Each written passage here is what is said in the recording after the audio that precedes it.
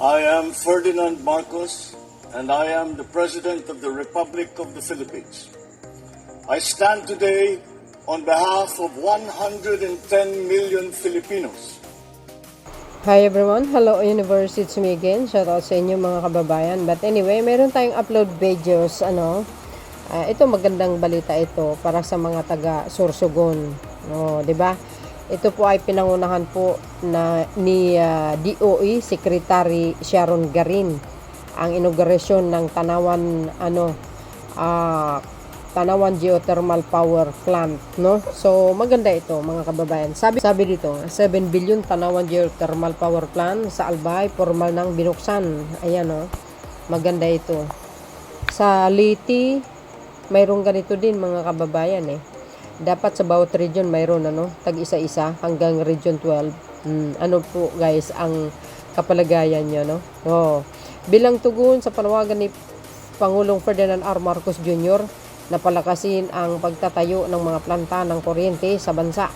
Formal nang binuksan ng mga Energy Development Corporation, which is ang EDC, katuwang ang Department of Energy, DOE, and 7 billion Tanawan Geothermal Power Plant na may kapasidad na 22 megawatts sa loob ng Bacon Manito Geothermal Facility sa Sorsogon City, Albay ito, no? Wow.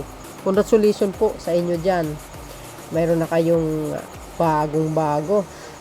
So I hope, no?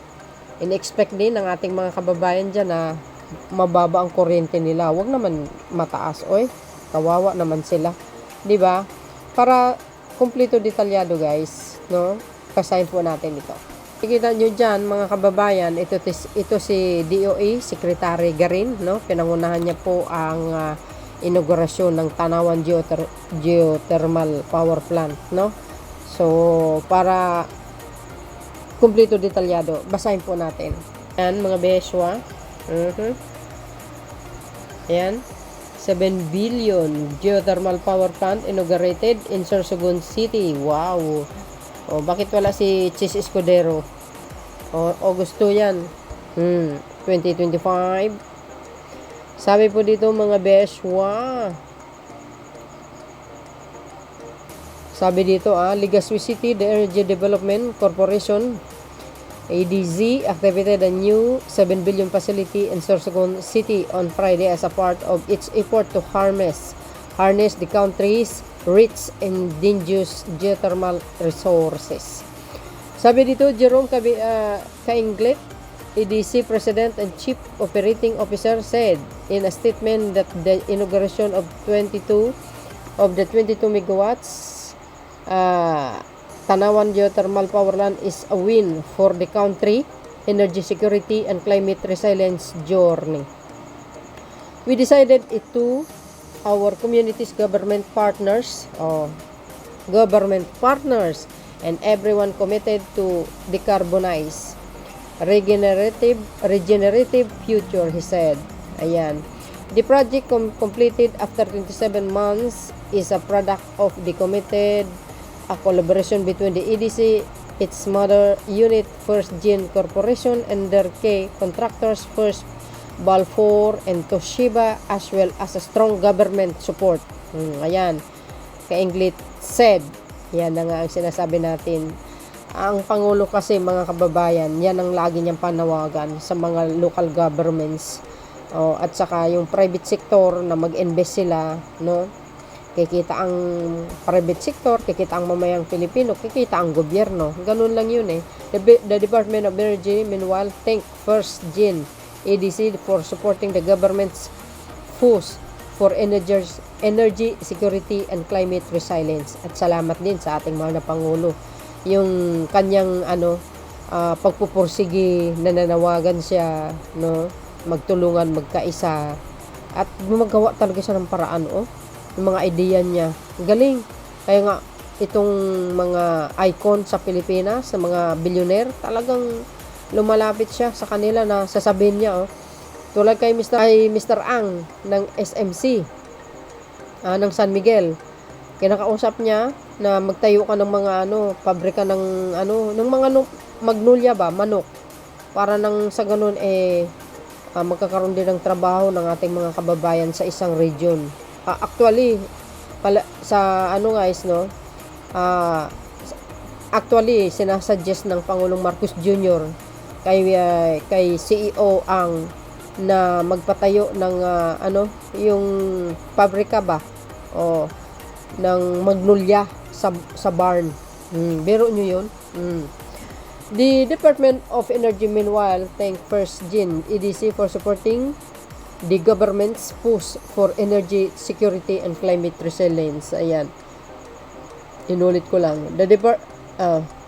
Sabi po dito, in her message, Energy Secretary Sharon Garin said, the commitment echoes the call of President Ferdinand R. Marcos Jr., who has consistently emphasized that the climate action and energy security are not opposing priorities. This is a commitment of a clean resource, secure climate resilience economically, a developing country, as the President frequently emphasizes, build a future where progress and sustainability go hand in hand. And the best example is this project, the Tanawan Project, she said. Garin said under the Philippines Energy Plan, the agency is working to increase the share of renewable energy to 50% by 2040. Sayang mga kababayan yung Bataan Nuclear Power Plant. 50 years na ba ang edad nun? Hanggang ngayon nakatayo pa din. Ang tibay nun. Sayang kung binuksan sana ni Cory Aquino sa publiko yun, ang laking katulungan nun. Wala. Bilyon ang halaga nun. Tininggan niya lang. Wala malang awa sa mamayang Pilipino. The Tanawan Geothermal Power Plant is projected to have a net annual generation of 159,000 megawatts hours, contributing significantly to the country's base load renewable energy capacity and helping avoid approximately 38,312 tons of carbon dioxide emissions annually. The new facility is the second among First Gen EDC 7 growth project to be commissioned, the first being the 29 megawatts Palayan Binari Geothermal Power Plant that was inaugurated on July 5, 2024. Galing naman. The EDC target to commission 4 of its growth project this year. Nako, ang galing naman. Mapapasana all ka naman talaga. Diba guys? Galing talaga ng Pangulo. Yung mga panawagan, yung mga ideya, makipag-partnership sa mga private sector, investment nga no, diba? Ito maganda po sa Pangulo natin, no? Ay inaalala niya talaga. Kumbaga inaalala niya talaga yung kapakanan ng mamayang Pilipino, Bilib ako talaga sa kanya, sa totoo lang. Sa State of the Nation address niya nga, tingnan nyo, puro kapakanan lang ng mamayang Pilipino ang sinasabi niya. Education, healthcare, kapakanan ng mga mamayang Pilipino sa lansangan, kailangan mabantayan ang mga gumawa ng kasamaan, 'di ba? Galing talaga niya. Hindi nga niya nabanggit yung yung ICC, yung impeachment, hindi Kasi di naman importante yun guys Sa kanya, ang importante yung kapakanan ng mamayang Pilipino, paano ba solusyonin ang problema ng bansa. Ang dami-dami. Sa totoo lang. So, yun mga kababayan, dahil naman ang impeachment, trabaho na ng Senado at saka Kongreso, So, dahil dito, yan po ang pinaka-latest updates po natin. Magandang balita po yan para sa mga taga-Sorsogon. Thank you sa ating mahal na Pangulo din, sa mga partners nito, sa mga private sector. Nako, talaga naman. See you again guys on my next upload. Bye bye bye and babus. God bless Philippines.